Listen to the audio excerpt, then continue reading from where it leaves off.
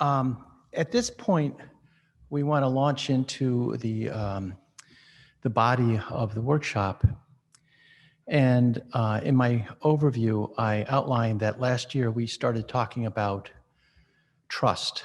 We talked about trust in the context of how do we develop a relationship with the public so that they feel comfortable sharing data with us, so that we could start developing these tools to take advantage of the vast computational and analysis capabilities that is emerging, and to make a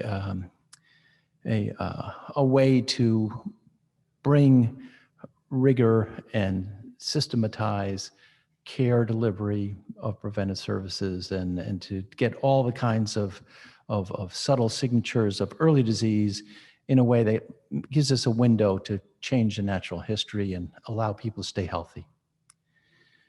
So as Bo outlined, we have a steering committee of which Dan is a part of it. Several others that Bo mentioned comprise the board. And Rick Avila, who we'll be hearing from later on, says that we actually have a ongoing continuous workshop, and we have an occasional annual meeting. And we kind of turned the model on its head. And when we started doing the debrief from last year's workshop, we said, okay, you know, this trust stuff, I mean, what's involved here? I mean, we think it's important, but who can we talk to that really knows what they're doing? And so in our steering committee over a course of months, actually, we were talking about, well, we should invite this person, we should invite that person. And there's a lot of distinguished people, but it turns out that cultivating trust in our society is a very tough job. And so Bruce Pyenson, who has joined us, who has been very, very influential in working on, she's an actuary for Millman, who's worked with lots of different clients on complex problems, suggested that there was a young innovator in Washington State that had been working with gaming in terms of developing digital tools that could help people with mental health disorders achieve much more stable, much more satisfying lifestyles. And so we looked into this, and we found Swatee Surve. And Swatee is the founder and CEO of a company called Lightsprite, which is a digital health tool that has been used in a variety of contexts. Swatee has worked with Fortune 500 firms across the board. Her work has garnered recognition from the Department of Defense, the Surgeon General's office. She just last week won the AARP Innovation Gaming Challenge Award. She has been recognized by all kinds of prestigious bodies. She was the Puget Sound Business Journal Innovator of the Year. She's been just enormously successful in developing this tool that cultivates trust to allow people to help themselves deal with stressful situations in ways that she's developed evidence around, that has proved, that you'll be hearing about, that proves that complex, somewhat desperate problems can be managed in a thoughtful way if we understand the human condition in a deeper way. So Swatee is on the West Coast. She has graciously agreed to meet with us at this early West Coast hour to share with us her findings. By way of introduction, Swatee is a trained mechanical engineering, having her advanced training at Penn State. She did undergraduate work at the University of Illinois in Chicago, close to my home now. She also has an MBA in business from the University of Chicago Booth School. And Swatee, thank you. It's good to see you this morning, and we're looking forward to your comments. Thank you, Bruce and James, for the opportunity. Before I get started, are we good to go? I can see myself. Good to go. Swatee, look all great. Good. Okay. I can see you very clearly. Okay, great. And then can I see the slides or no? Okay, great. Thank you. So again, thank you, James and Bruce. When Bruce reached out to me to ask if I'd be willing to give a keynote, I was really humbled because I know Bruce doesn't get involved with anything that he doesn't believe in, and or organizations that he doesn't believe that's going to make an impact. So I'm incredibly humbled. And as James mentioned, I've spent my entire career creating technologies that empower patients to improve their health. So in preparing for this talk, I had asked my friends and colleagues about their thoughts on trust and technology. And when I asked them about technology, next slide, please.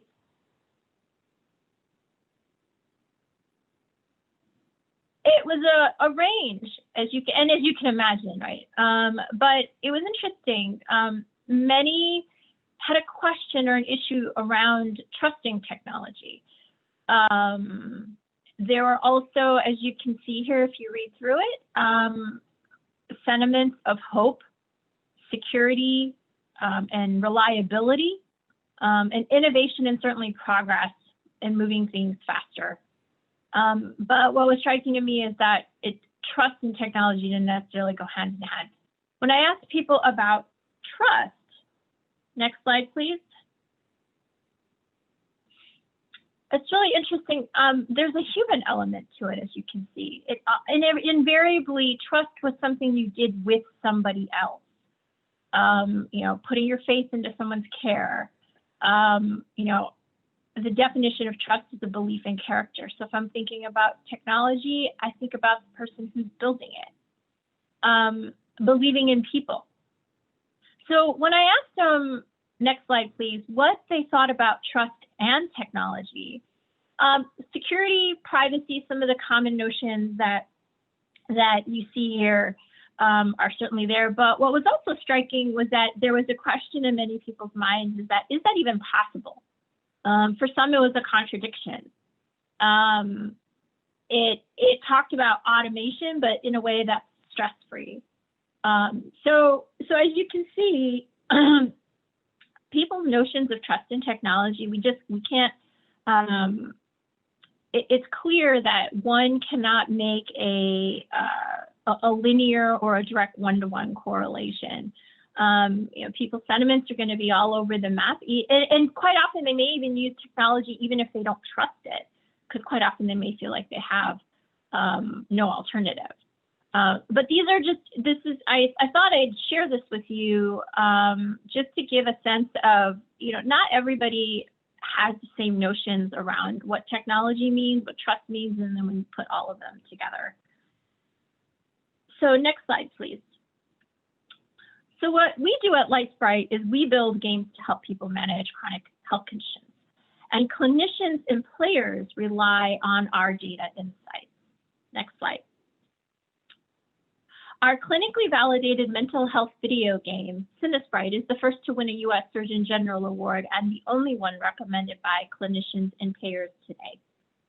Next slide. Clinicians use our unique player-generated data to transform care through a deeper understanding of their patients. They can understand real-time their emotional state, what stress management techniques work for them. And in one example, one Medicaid clinic found their patients teaching themselves how to meditate. The data that we collect can also be used in risk prediction, and in the case of mental health, it can be used in suicide risk prediction. Next slide, please. In a clinical setting, we have worked with a range of diagnoses that you can see here, from mild to severe anxiety and depression. We've worked with individuals with substance abuse, from cannabis to alcohol, individuals with PTSD. Our first deployment was at Madigan Army Medical Center, which is a live Army base here. And we were supporting soldiers and active duty soldiers as well as their dependents. We've also worked with individuals that had bipolar as well as the severely mentally ill. Next slide, please. So Litesprite is based on Bandura's social cognitive theory. This is a commonly accepted framework used by clinicians. As a player-driven world exploration game, it's a safe place where people are empowered to explore their emotions, understand their triggers, and discover what evidence-based techniques work for them, and also learn those skills. Next slide. Sox the Fox, the game's main character, is a peer that provides critical emotional support. Sox becomes a Zen master by teaching people proven techniques that reduce anxiety and depression. Next slide. Players select from a range of mini games, and Sox guides players through exercises such as journaling, exploring emotions. Next slide, please. Meditation and breathing. Next slide. And then the world expands as the player learns the skills. Rooms unlock and they fill up with accomplishments. Next slide. Our foundation includes clinical results. It's the reason we've won over 20 Global Health Innovation Awards. And as James mentioned, our most recent recognition was with the AARP. Next slide, please. Our clinical improvement of a 2.5 reduction in the PHQ-8 translates into a person going to work 2 more days each week versus staying in bed. When Lightsprite is used as an adjunct with therapy, it has the same scale improvement as a pharmacologic. Next slide. But clinical results don't matter, though, if people don't use it. And we've built a technology that solves mental health issues and that people love. Our thousands of players have completed already over 9,000 sessions. We have retention rates that are 3x above the industry average and 2x above the leading consumer products. Next slide.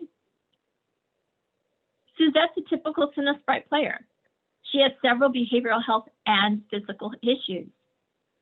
She, as a caregiver to her adult autistic son and grandchild, her home life is very stressful. Over the last 2.5 years, whenever Suzette has experienced a crisis, she has trusted Lightsprite. For her, it's convenient.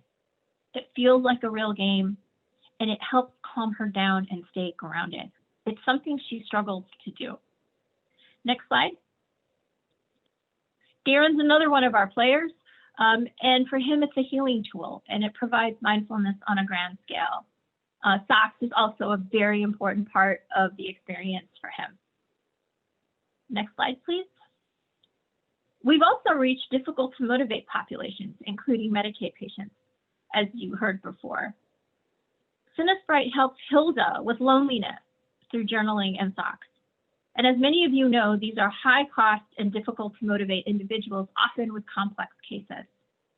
And they have said that Lightsprite is life-changing. Their inspiration every morning and that they are ready for the next level. Next slide, please. So how do you build an experience that empowers people?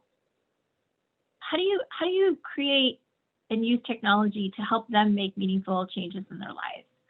So as we built Lightsprite and other experiences to support other types of patients, these are the questions that we start with and ask ourselves, and we continually ask ourselves in an iterative process as we're going through and building and testing. The first thing is, it's really important with whatever experience it is, whether it's a full in-person non-tech experience to pure tech, where it's just a phone and they're interacting with it, to a hybrid solution. There has to be something easy and achievable right away. What in gaming terms, they call that a quick win. What is the quick win for the individual to get them going? The second question, as you create experiences that you want to think about, is how does the experience make a person feel throughout it, not just from the beginning, but also at the end and in the middle. Quite often, we deal in mental health, there's a lot of stigma associated with even using tools because it's an admission that there's an issue. And one of the things that our players have said to us is that they don't feel like they're reminded that they have a mental health issue. So it's important to ask, as you're building the experience, how are you criticizing the person? because there may be unintended consequences of language, color scheme, placement, even hours of operation that may make a person feel criticized.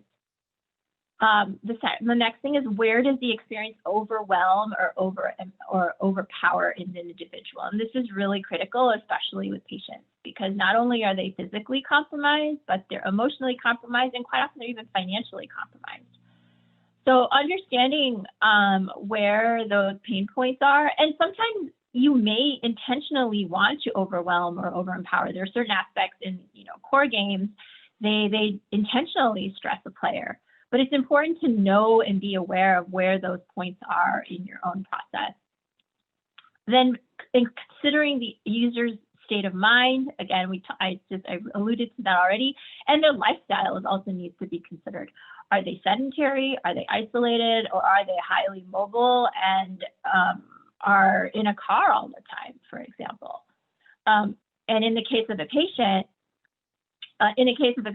quite often they might be, especially cancer patients, the ones that we've worked with, they're in the doctor's office waiting a lot. So, and they have a lot of short bursts of nothing to do.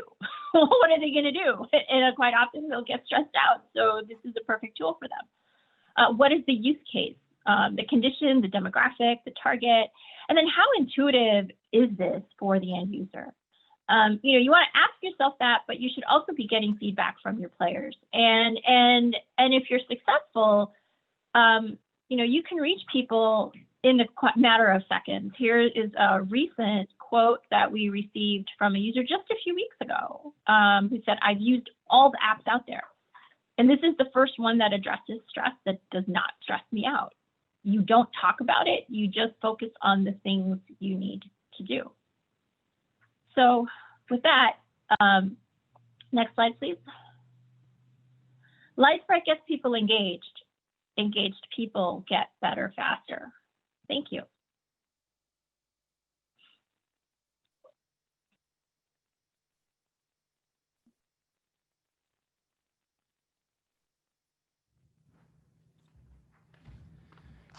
Thank you, Swatee. That was a very, very important message. I particularly liked the idea that in the medical encounter, the waiting time is kind of an opportunity for us to start thinking about how we can, use some of your skills in terms of messaging with individuals so they understand more clearly what's going on. I just wanted to, Swatee, if you have time, we might have a couple of questions that we would like to address to you. One of the things that we have talked about briefly was the opportunity to use the kind of construct that you just described in other public health settings. And one of the things that we talked about was potentially tobacco cessation and how this might be useful in enhancing cessation efforts. Did you want to comment on that at all? Yes. As I mentioned, we've worked with individuals who have addiction challenges. In fact, we were part of Orexo Pharmaceuticals Innovation Challenge, and Orexo is a pharma company that creates drugs for substance abuse dependency. So there is certainly applicability for an approach like this for smoking cessation as well. And my understanding is that the fastest growing demographic in smoking cessations are people 25 and under, or under 35, I think, was what I've been reading, which is very alarming. And this kind of a format is something that's very familiar and approachable, and people could understand. So that's another thing about the demographics that you really want to keep in mind is, what are experiences that are familiar and easy for people to understand. So I think there's quite a bit of applicability in smoking cessation for sure. Especially as you look, ironically, where the growth is, this kind of a format would make a lot of sense.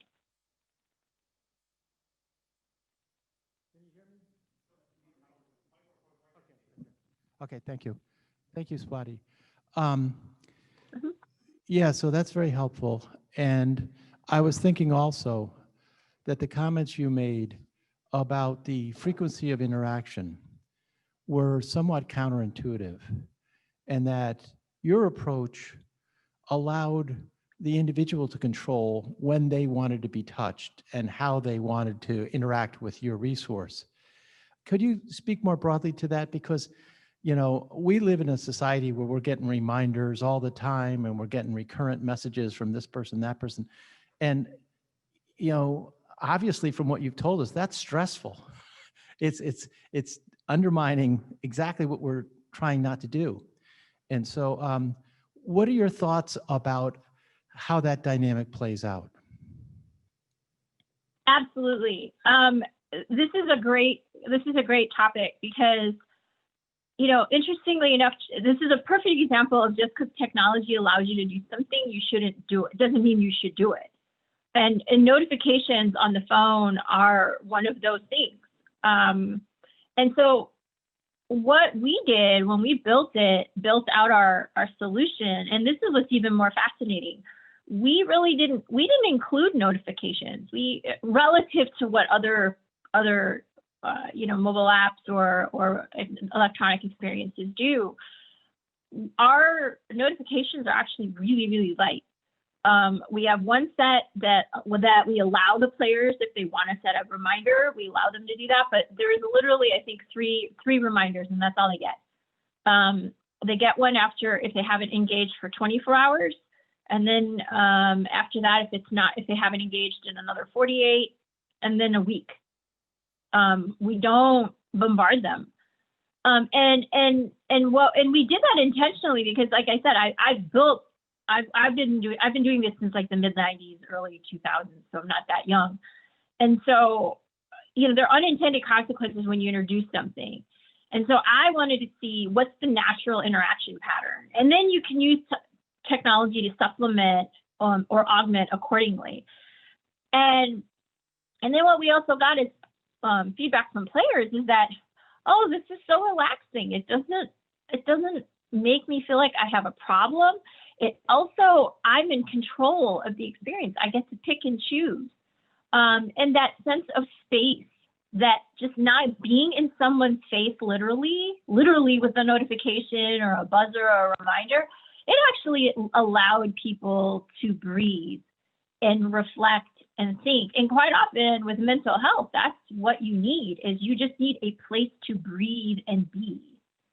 And yet we're still able to drive retention rates that are really high, as well as even with certain cohorts like men over 50, we're seeing the retention even above our standard cohort. So that's an example where you want to be thoughtful, and you also want to take a look at the data, but also look at the qualitative information to see if in fact you're achieving the goals. And when we also started, we also had metrics of engagement. Our expectation was that they would engage 2 or 3 times a week, 5 to 10 minutes a day, because it was built like a casual game. Again, back to form, function, target audience. We were building us off of a casual game format. In casual games, you only play for 5 or 10 minutes at a time. You're not sitting there for 3 hours, you know, hooked up and sitting in a couch or a chair or something. So we kept that in mind, and you know, right off the first go with the first beta that we had, we were able to achieve the metrics that we wanted, also in terms of target engagement. So Swatee, we have another question, but it kind of touches on something about how you chose to develop your game. Why is Socks a fox? Yeah, we get that a lot. So we were looking for a character that was actually unfamiliar to individuals. Because quite often, if you're going after one human avatar, I did not believe a human avatar was going to work. I thought that was not the direction. Quite often, because you run into issues of realism, and then people to get engagement, they get too hung up on the graphics or whatever. So I believed that it needed to be an animal, first of all.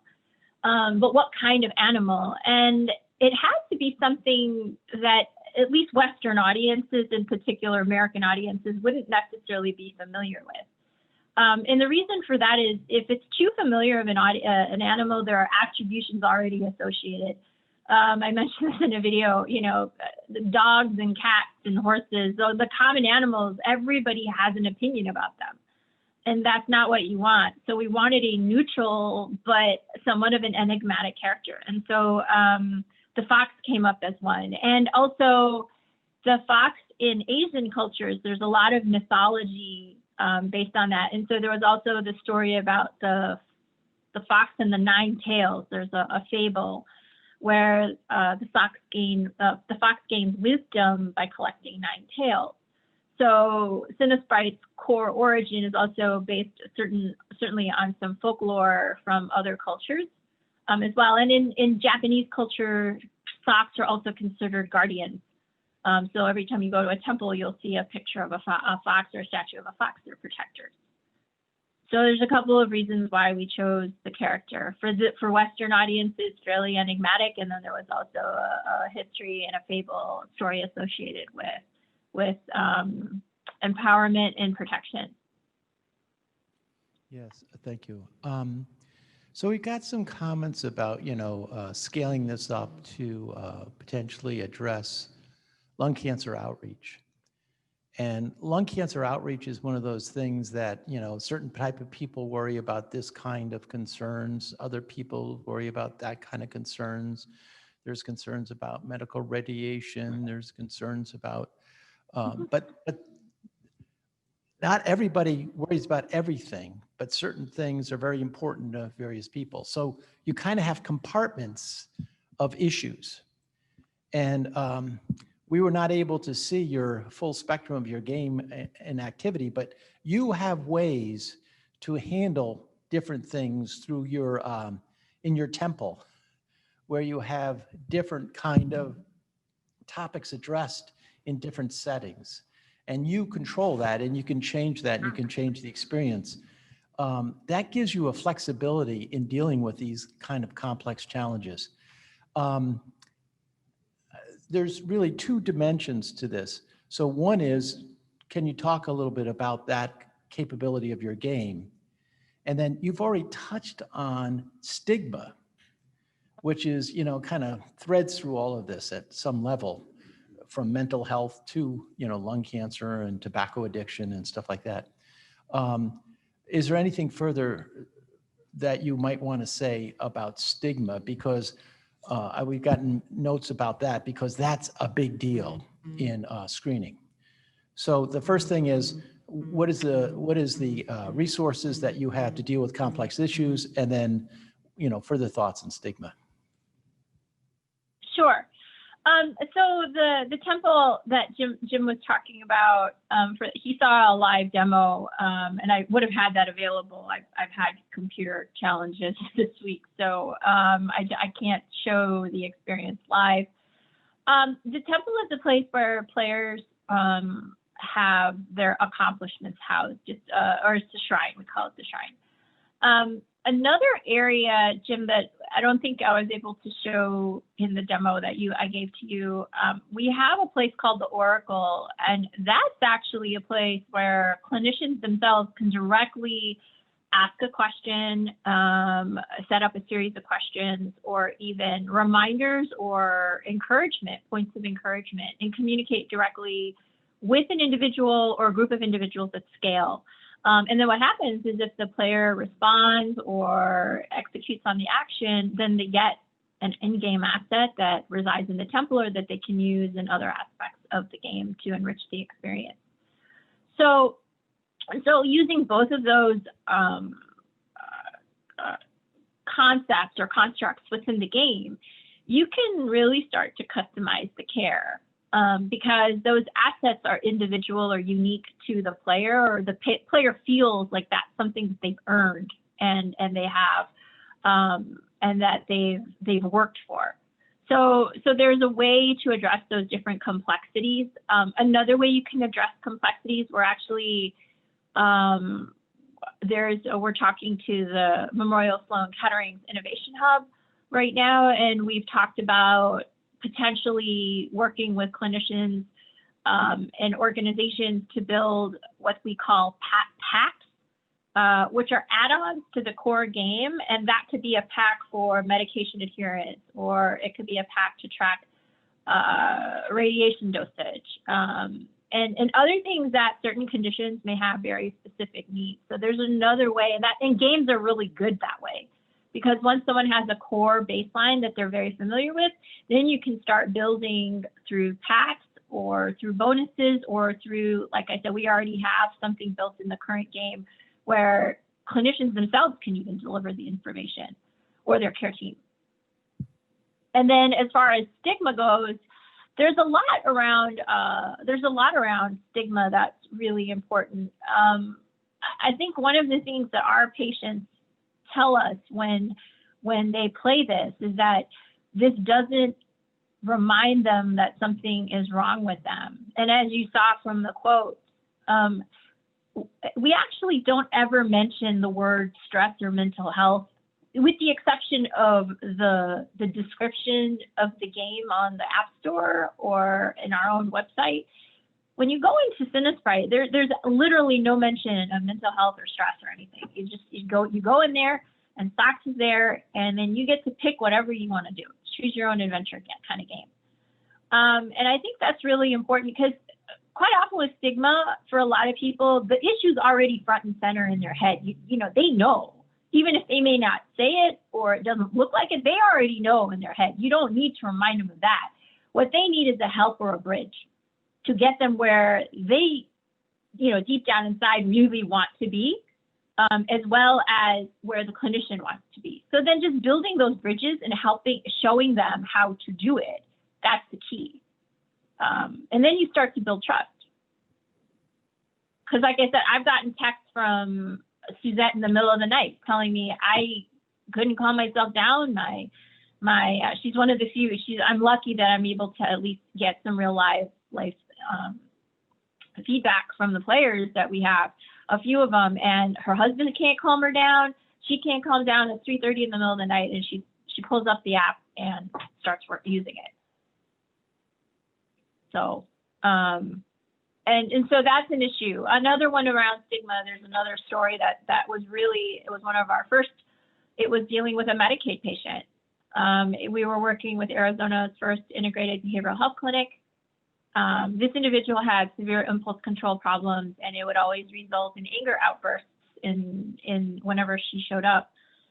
And she had one of these in the waiting area, and that it was so bad that the entire supervisory staff and the clinical team had to come out to subdue her. And when they found her, they saw her sitting on the phone, sitting in the chair in a corner, gripping her phone and breathing. And they're like, "Well, what are you doing?" And she's like, "I'm with the fox." And that's an example of a technology, again, easy to use, easy to implement, but it helped her, and it destigmatized the process to the point where she could begin to see the benefits directly herself through her own experience. And that created that self-awareness that we were talking about before. And then she had a tool that was immediately accessible, it was implementable. So when she was feeling that again, she could use it. And you can imagine the healthcare costs and all the other societal costs that would have been averted, was averted because of this, because quite often, sometimes she was actually, the police would have to come and take her away. It was so bad. So does that answer your question, James? Yeah, no, that's very helpful. And, we're moving into population health. We're going to be talking about, a much longer duration of managements and moving away from a reimbursement for events of care. And in that setting, your comments about the ability to allow people to avoid disappearing for a day or two, is amazing at a certain level. The fact that you're able to measure that you improve productivity of individuals to the equivalent of 2 days per week, that's remarkable productivity enhancement, because, you know, I assume that when they're doing what they want to do, as opposed to feeling like they have to stay in bed, their quality of life has improved. And the fact that this is as efficacious as pharmacotherapy is kind of remarkable, and kind of compels us to, you know, kind of rethink some of our fundamental strategies. And so that this would appear to have lots more, you know, societal directed medical opportunities. So what are some of the other areas beyond mental health that you think are the most promising for, you know, near-term development of this type of approach? Certainly. Interestingly enough, I think one of the the next area beyond mental health, and we chose mental health because of the comorbidity that is associated with so many chronic conditions. It's a good baseline to start from, but I think the next one is actually in cancer. In fact, we've been recognized by the Livestrong Foundation, and we were at Swedish Cancer Center here, working with some of the cancer patients as part of our beta.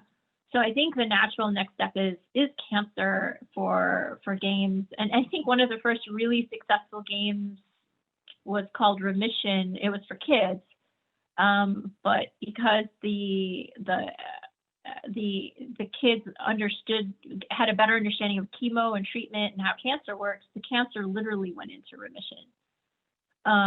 So I think the next applicability area is certainly a cancer for us. I've been saying that for a long time.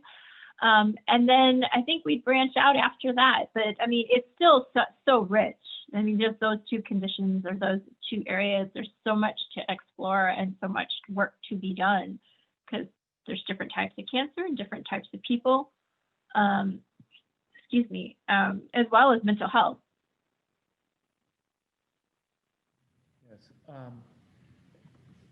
One of the next questions that I see is,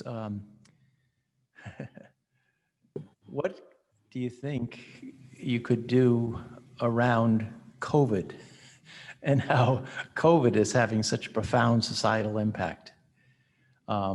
We were here getting ready for this meeting that we've done 17 times before, and I must tell you that doing this as a Zoom meeting is very different than doing it as an in-person. And we've been deprived as a society of in-person kind of rituals that we have with our meetings and workshops and conventions and whatever. Have you thought about the applicability of what you've been doing to this kind of collective malaise our society has around COVID? People are kind of getting to the breaking point with, you know, their second wave and stuff like that. People are saying, well, I could rest in place for this long, but now I'm done. What are your thoughts? Well, it's interesting.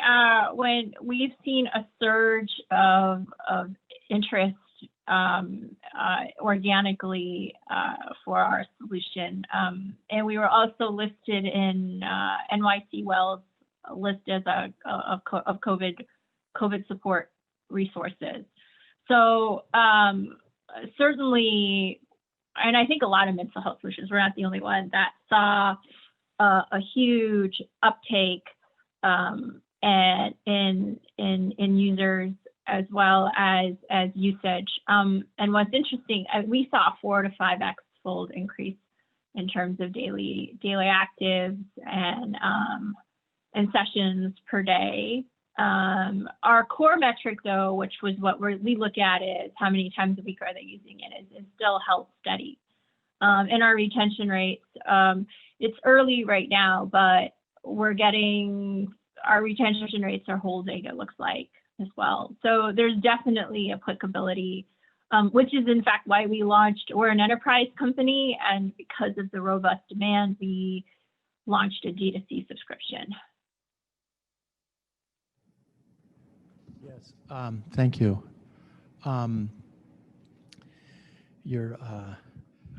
Bruce Pyanson has asked, what lessons are there for people working in health equity social determinants relative to what we've been talking about with your technology? I think it's really, one of the things that's really important is to really understand, if you're planning on developing and delivering a technology to the underserved, really important to understand how they use technology and what their use patterns are. There's a lot of preconceived notions. It was really funny. I was talking about some people in the Silicon Valley area, and this was about 2 years ago, so it wasn't even that long ago. And they made an assumption like, well, poor people don't have technology. I mean, I'm paraphrasing it to some extent, but I worked at T-Mobile in the innovation category. I was actually building mobile health solutions now, this was 10 years ago or whatever. So mobile health I was doing back then. And, the research, it was from Pew. If you looked at it, quite often it was the underserved that would have the most expensive phone. Whereas people who had high disposable incomes at that time were using flip phones or, but if you talk to someone who was underserved, they had the latest and greatest. And the reason was because it was their one electronic device. They would stream it to the TV, it was their computer, it was their email, it was everything. So I just found it so puzzling that here I am talking to people in Silicon Valley, and they didn't seem to have a fundamental understanding of how different people use different technologies and why. If you only have $300 or $400 or $500 to spend on an electronic device, you're going to get a phone, right? Not going to get a computer at that time. So that's one element in terms of the underserved, is really understanding how does technology fit in their life, and then what do they do with it? I looked at some of those phones when I was in clinic. People had a ton of games. I was actually surprised. I mean, even as a technologist, because I don't have access to real people. That's the thing. Sometimes, especially when you're doing digital health, getting access to patients is really hard. But I was sitting there in the waiting room, just talking to people and just seeing the phone. I was like, wow, there's a lot of games on here. So that format, then of course it made sense. I'm like, oh, well, that's why they like the game. It's really cool. It's something they understand and familiar with. So I think, spending time with the communities, talking to them, understanding what works for them, but also what makes them happy, what puts a smile on their face. Like we think about health and prevention as like this thing that has to be really heavy and very, very process driven and methodological. It doesn't have to be that way. If someone's happy and engaged and they're feeling good about doing something, well, that's a totally different mindset. So I think that's really important. We forget, we talk about the underserved and communities and stuff, and we forget that these people are people and they like to smile, they like to connect, they like to engage, they want to have a good quality of life. And that's really what needs to be there on the forefront. And then the technology is an enabler for that. Yeah. One of the things you also told me is you mentioned casual games and the game format and stuff like that. But the incentives that you can use through the game with gifts and stuff like that turn out to be very powerful. And, we're always thinking about how do we incentivize people to do things. I'm not sure that having a game in which you get, a prize for something would have ever emerged as something that's important to people. But what you're telling us is that we're missing a very big opportunity. Yeah, actually, this is another really good point. I don't think it's a sustainable way to create financial incentives to get people to do something. I don't think it maybe it's a short-term incentive that can work in certain scenarios, but you're trying to address an issue about chronic conditions and management, that I don't think that's a sustainable model. And to your point, that's another thing. If you look at the gaming community, people have a huge personal relationship with their own avatar that they play in the games. You can trick them out, get, you know, have outfits. And if you've ever, even like with Facebook or their, there's a couple of options where, you know, you can actually make, it's not even a gaming scenario, but you can make your own digital persona, right? And people having a lot of emotional connection to that. Digital assets that have no monetary value in the real world.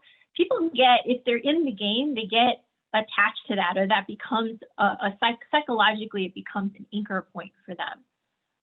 That's why, and then, you know, elements of that, gamification elements of that are badges and progress bars. Those are elements. But when you talk about assets, like, for example, for socks, you could create items for socks like a hat or a cane or a monocle or a necklace. People start to imbibe and start to get emotional attachment to the characters. And then you start to drive motivation in a very fundamentally different way. So yeah, digital assets are huge, but there has to be a meaning and a reason behind it. You can't just throw it out there. That's why a lot of gamification doesn't work. A badge in and of itself doesn't mean anything. So it's really important to, when you're building an experience, what is the meaning behind giving someone something, whether it's digital or physical? Then it becomes important and relevant to the end user. Yeah, and you spent a fair amount of time with me going through the back end of the game, which showed the data that allowed you to heuristically evolve your tool. And it was very impressive, the kind of information you got and how you kind of classified that information and how actionable, you know, there was thresholds of actionability that you've kind of determined and stuff like that. Could you talk through, you know, how that data comes and how you use it, and you know, there's a richness there that I was surprised to see, and it might be nice to share that. Yeah, absolutely. And this is an example of what happens when people trust the technology. And trust is built in a lot of different ways. It's, you know, it's how do you engage with them? When do you engage with them? How accessible are you for them? And what all our data that we collect is player generated. So as the player plays the game or runs those experiences, we collect the information on the back end. So, you know, we have standard mobile metrics like session length, weekly usage, you know, daily active users, sessions. You know, those are all standard stuff. But those aren't the real. You know, we also collect free-form text in the form of the journal entries. Part of the experience, we ask them to rate the severity of whatever they're stressed about. We ask them to also, do they have control, yes or no? So we have that element in there that we collect. On the gratitude piece, there's a mini game that's a multiplayer called what we call gratitude. There we can collect images, video, as well as voice information. A lot of that could be mined at scale. You talked about population health, to start building predictive biomarkers at a population health level as well, using that information. So, and then we also administer the screens. We do PHQ-8 and GAD. We were doing coping skills, but that gets to be, now for our commercial release, we only ask those 2 skills. And so we collect that through the Oracle. And then there's anything else, we can even ask through the Oracle if we're working with providers, if there's a different set of scales they want to answer, we can certainly administer those as well. As well as, I think we're able to even collect demographic information. Like we asked in the Oracle, are they on medication? What meds are they on? Have you been in treatment? So we asked some really, really sensitive information. And in fact, I was sharing a set of recent journal entries with Bayer Pharmaceuticals as a strategic investor for us. And I was sharing it with our mentor. She's the SVP of digital initiatives there. And I was showing her some of the more recent ones relative to COVID. It was pretty striking. Very, very sensitive topics that people were writing about.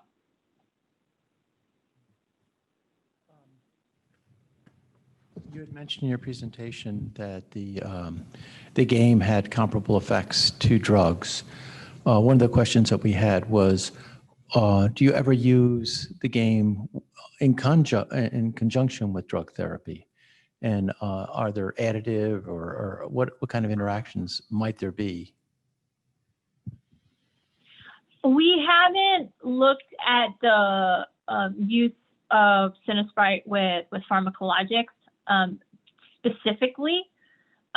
We're actually in the process right now of looking at the data set that we have, because a majority of the individuals that we worked with were in self-care, in a self-care fashion. We've worked in clinical settings, but a majority of the folks are individual users. So we're going to go back and take a look and see if we have that information from the players themselves.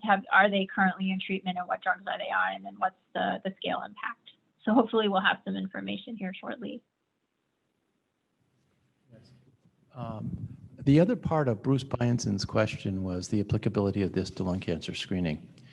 And I think I talked a little bit about this before, and you and I talked about this relative to your temple rooms. In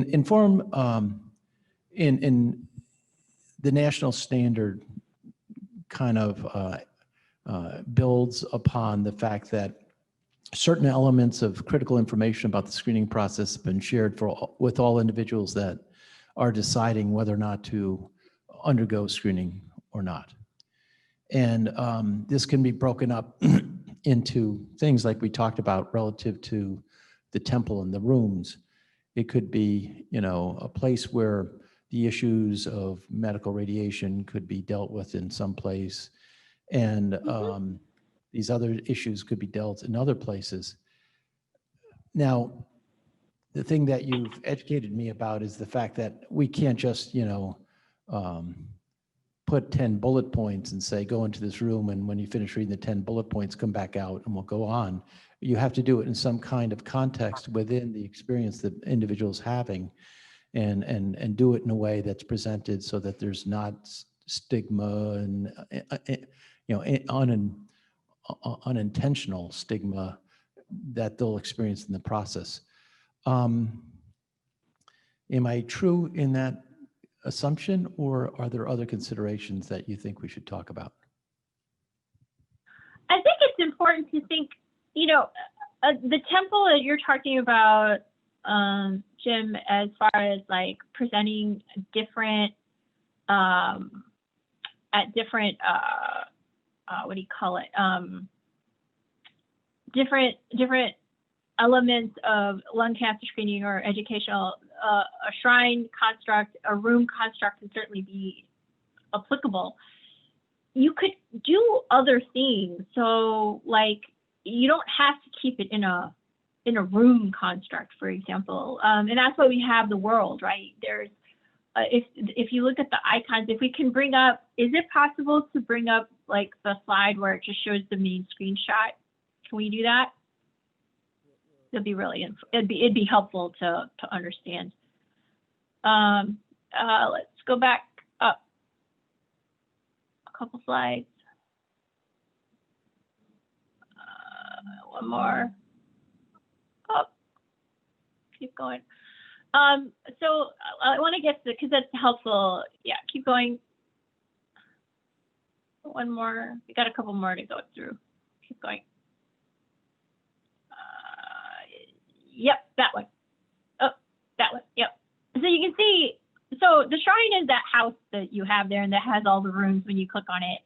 But as you can see on the right, you have a little forest. That's where you can meditate. The hands with the little circle in the middle, that's where the oracle is. That's where you would answer questions. And then the book with the feather, that's a journal.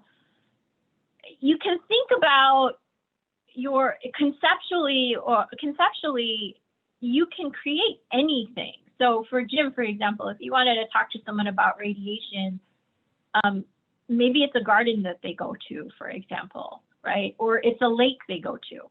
And then what do you do with the lake? It can be a variety of things, but it's important to think through the end-to-end experience. Like, well, why is it a lake?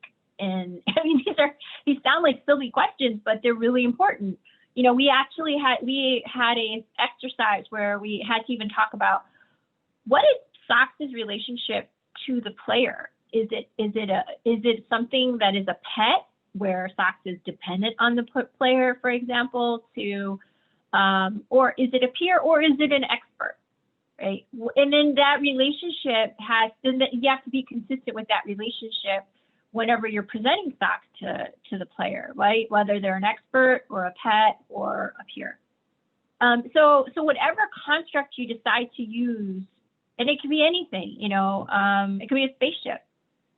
It has to be consistent, and it has to make sense to a player. Does that answer your question? Yeah. Yes, it does, and it's very helpful because it forces us, like your thing about what is the relationship to the fox. It makes us think about the challenges that we're dealing with in a new way. We have to reformat things, and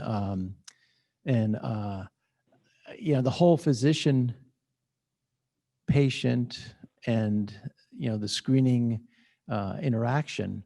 We kind of have a top-down approach to it that, you know, has just been so routinized that we don't even think about it anymore. Whereas what you're saying here is we have to, you know, kind of think about everything about the interaction. We have to kind of recast, and especially as we in medicine move from, you know, kind of a autocratic kind of a structure to a more of a partnership, to coaching, or wherever you want to express that relationship. It has implications in how we present data, and it's very interesting for you to think about all this. Yeah, I mean, even for us right now,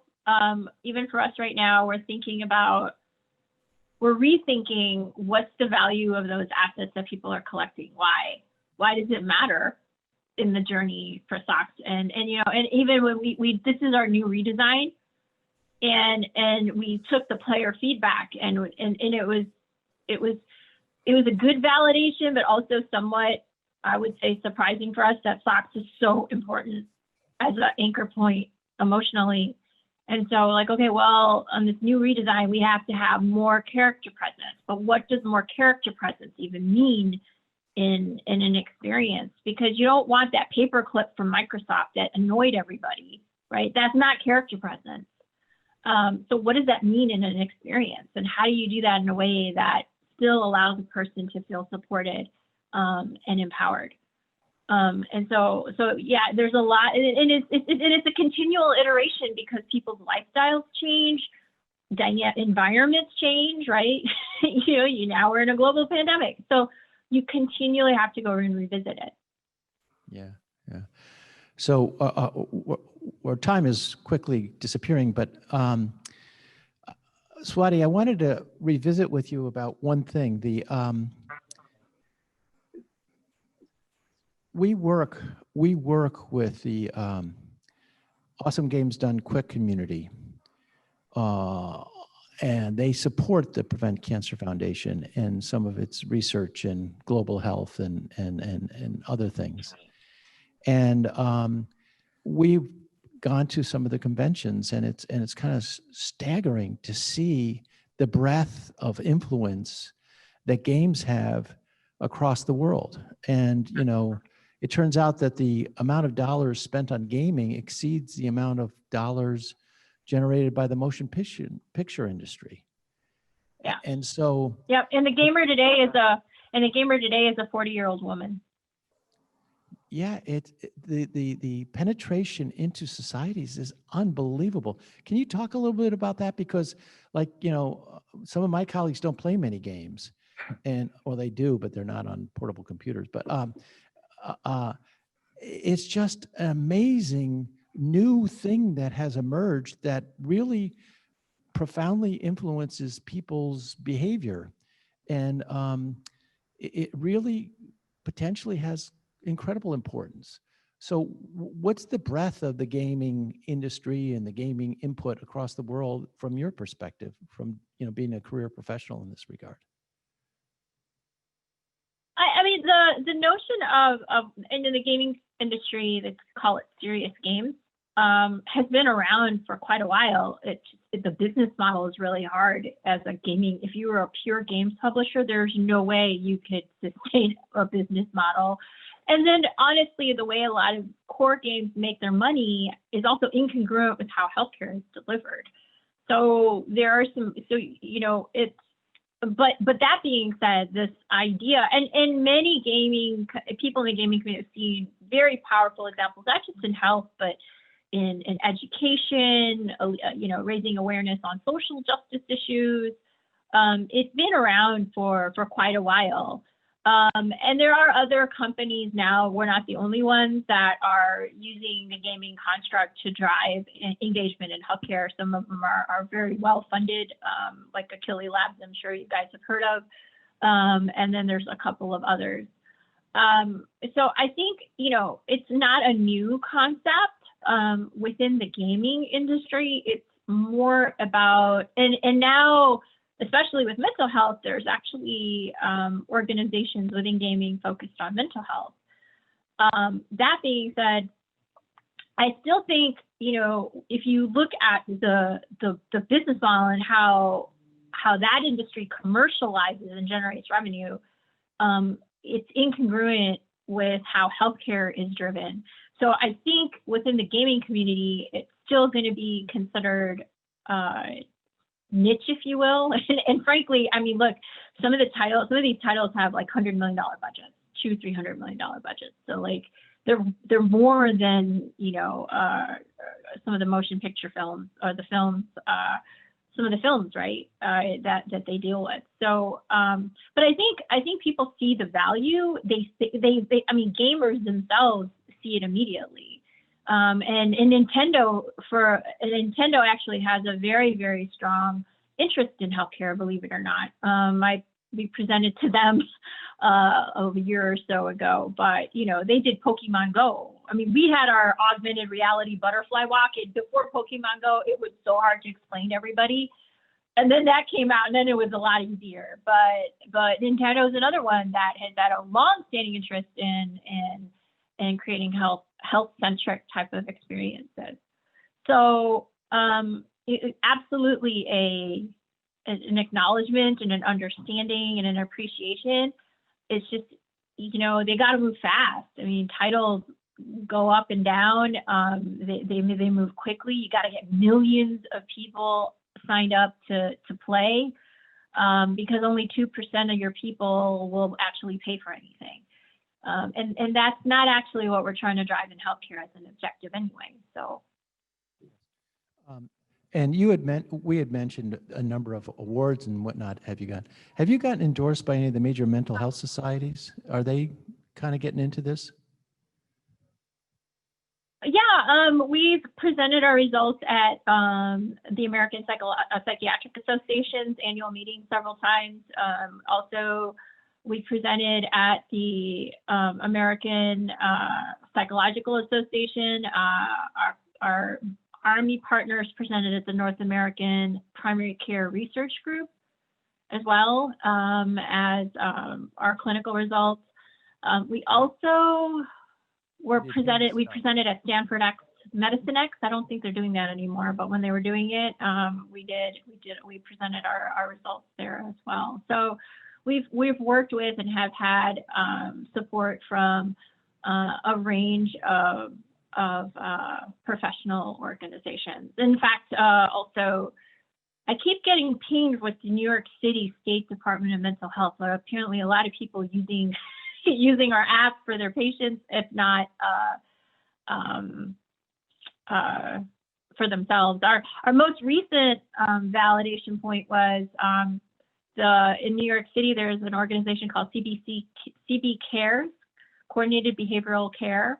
That is a group of providers. It's an association of a group of providers, mental health providers in New York City. And they had an event where patients selected from a range of solutions, patients from the Bronx, which solution would they want to offer to members of their community who had complex health solutions. And so we were one of 5 national finalists, and we won that competition. We were the patient's choice. And then we worked with the Jewish Board and Samaritan Daytop Village, which are 2 of the largest behavioral health providers in New York City. Wow, cool. Well, Swatee, thank you so much. Your work is very, very important. We wish you the best of luck with ongoing efforts. And we hope we will continue the dialogue and figuring out how we can apply this in this space much more adaptively. And we appreciate everything you've done in preparing for your comments, and want you to have a great day. Thank you. Oh, well, thank you. It was a great way to start the morning. You can see it's light outside now. Good luck with the computer.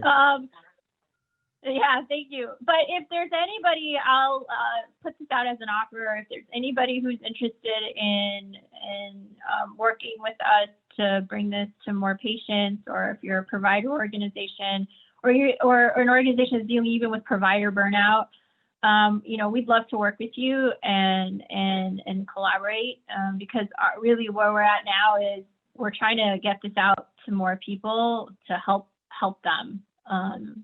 And also to demonstrate our own financial viability at the same time. So. Okay, great, Swatee. You take care. Thank you. Thank you. Goodbye. Bye. Okay, thank you. We'll then move to a little bit of a break for people to get up and stretch their legs and do whatever, refresh their coffee.